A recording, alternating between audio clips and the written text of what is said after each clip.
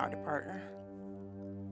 Today we're gonna be taking things a little bit to the past, which honestly has absolutely nothing to do with this cowboy getup. This is just what I'm wearing today.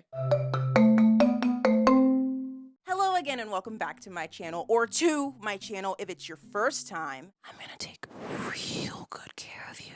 Like I said, this video is gonna be a little blast to the past. Today we're gonna be using 40-year-old Prismacolor alcohol markers. I was lucky enough to find these markers at a thrift store about 3 or 4 years ago. Well, really, my mom found them at a thrift store about 3 or 4 years ago, and I was just like, give me. Now, even though I've had these markers for so long, I have still yet to use them. That's what I do. I just collect art supplies and never get around to using them. But that is changing today. First, what is a Prismacolor marker?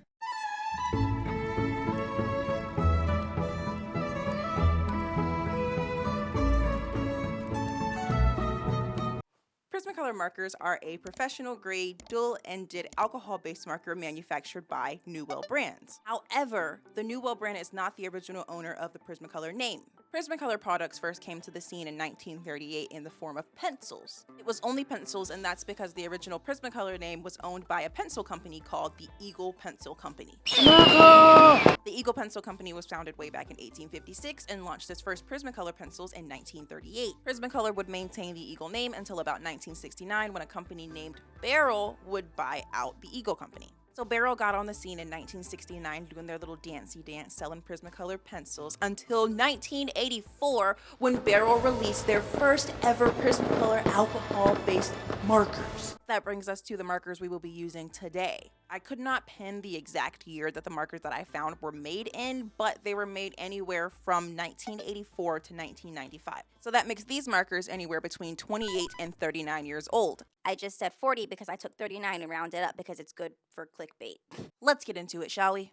Alrighty, so I found 24 markers total, and each marker has a chisel nib as well as a fine point bullet nib. When I tell you that none of these markers had juice, them boys were bone dry. Thanks.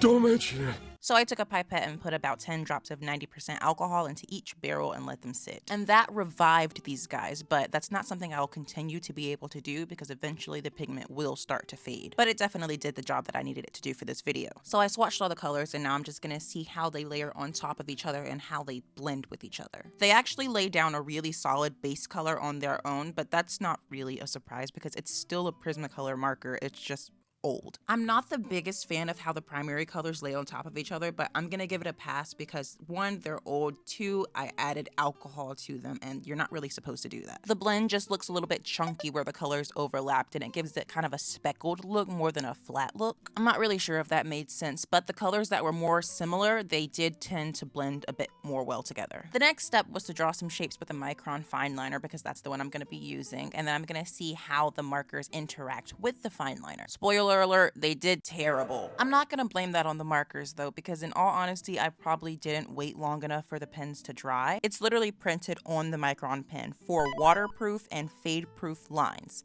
So I'm pretty sure I just did something wrong. Still, I did try to take that into consideration, and from this point forward, I stayed as far away from the lines as I could. Now, let's get into the drawing. My first thought when it came to using vintage markers was drawing an elderly character. So I drew a dapper elderly gentleman hunched over and using a Prismacolor marker as a cane. By the way, I'm using extra large Canson mixed media paper for this. Back to our elderly gentleman, I have named him Walter Joseph Patterson. I literally wrote out a whole rough draft character map just so I could get a feel for his personality. I know the markers are only 40 years old, and that's pretty old for markers, but it's not really that old for a person, so just think of Walter as you would a cat or a dog. According to Google, 1 human year equals about 15 cat years, so just think of 1 human year equaling about 2.1 marker years. So our friend Walter is about 84 years old. At least I think he is, if I did the math right. Walter overall is a very chipper guy. He always tries to remind himself to look on the bright side and to be thankful for what he has. Now, he doesn't have much, but he still is humble in the life that he he has created for himself. He's very frugal and resourceful, as we can tell because he's using a marker as a cane, but his resourcefulness does not affect his kind-heartedness, as you will see. While Walter has no family of his own, he has found love and family in his community. That's actually really sad, and I don't mean to do my boy Walter like that, but it's just what I saw when I looked at him. I know he's my character and I could have given him whatever backstory I wanted, but it just...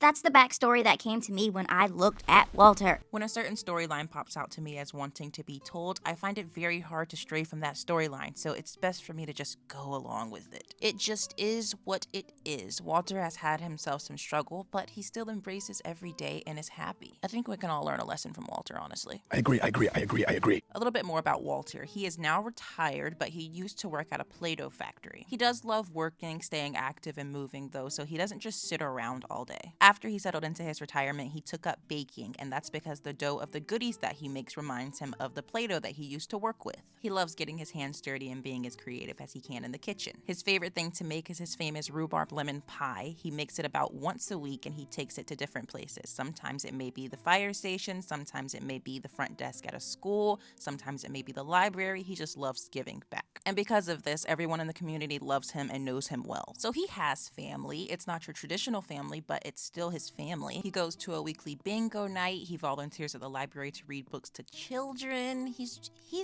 good. Walter is basically the awesome community grandpa. He takes good care of all of those around him, and in return, they take care of him too.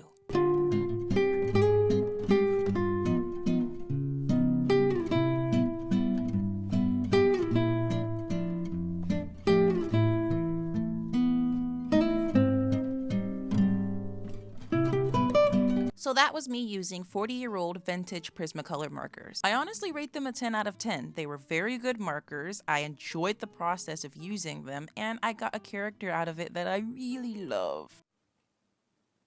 Hi. If you made it to this point in the video, I thank you so much for watching. I know I sound like a broken record, but it means a lot, it means a lot, it means a lot. It means a lot. Don't forget to do all the things, comment, like, share, subscribe, and turn my notifications on so you'll be notified whenever I post my next video. With that being said, I bid you all a very good day, and I will see you in the next one. Bye!